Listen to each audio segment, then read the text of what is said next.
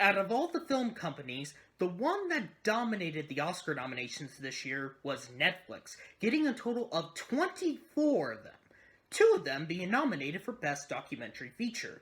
One of them won, and the other was nominated, as the latter one takes place in Brazil, as this is one of the four nominees in the documentary category that was directed by a woman, as this movie has a personality connection to her from the Sundance Film Festival. Netflix presents The Edge of Democracy. Directed by Petra Costa, it centers around the Brazilian government as two presidents of Brazil at those times, Luiz Inácio Lula da Silva and Dilma Rousseff, the country's first female leader, as both of them are some serious trouble for themselves and their own political party, the Workers' Party, which caused a massive divisive democracy between all citizens of the Workers' Party and those who were not.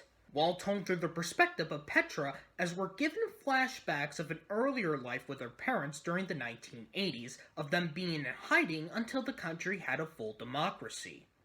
As many YouTubers out there try to avoid politics, but with recent movie award shows here in the United States, it can't be unavoided. But this was my first experience at a different country's political parties, which honestly made it rather confusing.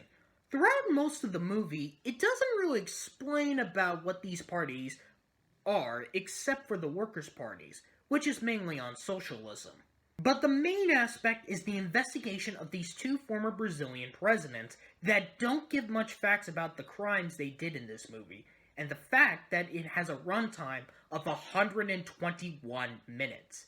It makes it very slow, and we're supposed to understand that at the very end of the film, which I still didn't get it.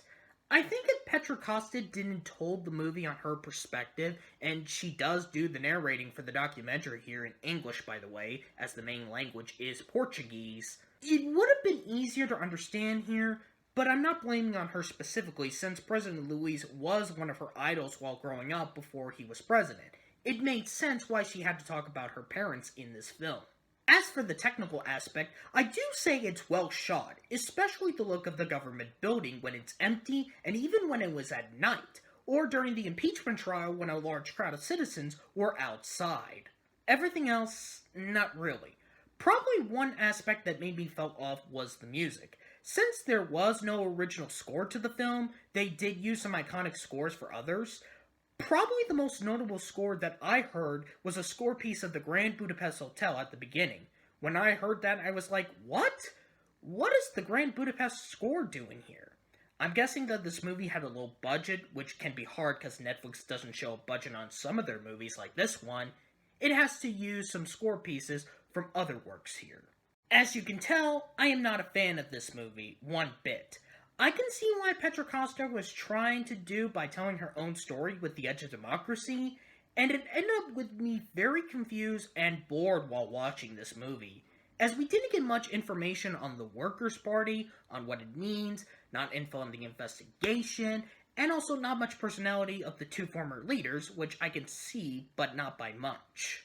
My only recommendations here is for those who love Brazil, and for those who are learning politic parties or the government from other countries outside the one you live in, like the United States for me. Not a fan of this movie, and makes me not want to watch any other politic parties movies, unless there will be another documentary feature that will be nominated for an international politics that I have to review, and I hope it's good. So with the amount of chaos in Brazil from that movie, as next Thursday we go up to the northeast for some peace and quiet with the village beekeeper in North Macedonia.